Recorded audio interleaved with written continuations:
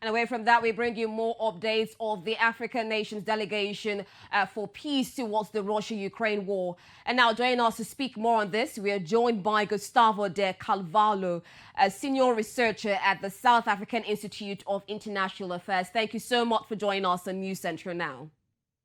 Thank you so much. So, Gustavo, when we look at both Russian and Ukraine leaders' response to African leaders, with Zelensky saying or asking for Putin to withdraw his troops, while on the other hand, Putin also dismissing some of the proposals there, do you think the African peace mission leaders achieved anything? I think it was an important opportunity for African countries to showcase and to respond to some of the biggest criticisms that the continent has faced in the last year and a half, particularly by the statements that the continent was divided in United Nations General Assembly votings. And to that degree, I think it is an important space for opening dialogue. I don't think many people were expecting that we would find an agreement this weekend. But I think what was important for African countries was to clarify many of the positions about what does it mean to be non-aligned? What does it mean? What are the interactions? And I think particularly with Ukraine, many African countries have engaged very vastly with Russia, but not so much with Ukraine. But especially when African countries put very clearly their positions regarding the importance of renewing the grain deal that last year was brokered by Turkey and the United Nations.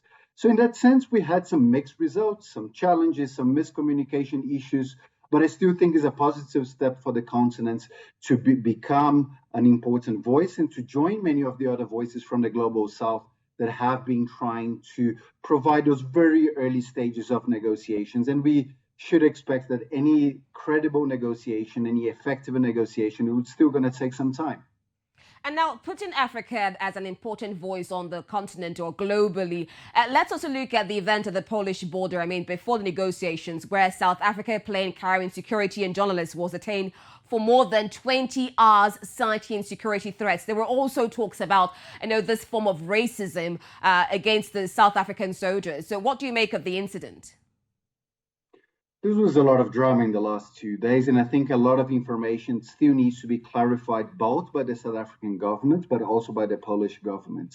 Certainly the issue about the arms, there is the issue about documentation about those arms and the security personnel.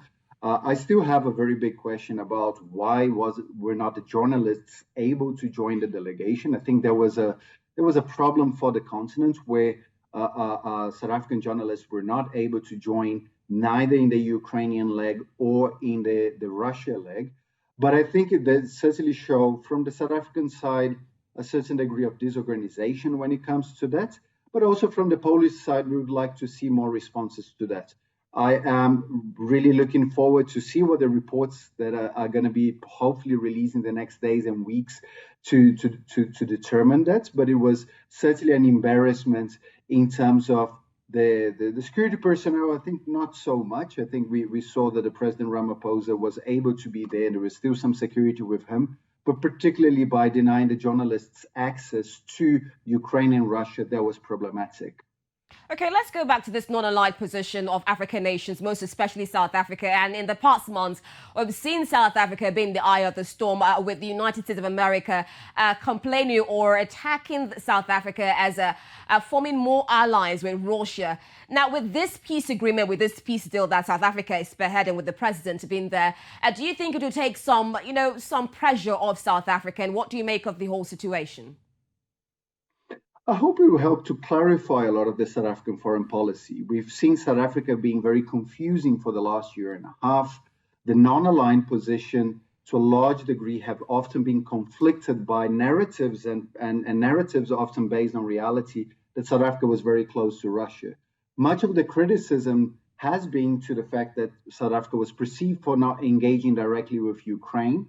I think was an important step. And I think some of the statements that were made over the weekend, and I think particularly the one that talks about the importance of the sovereignty, the importance of internationally recognized borders, those certainly we see a shift in terms of the South African arguments and how the presidency has doing that.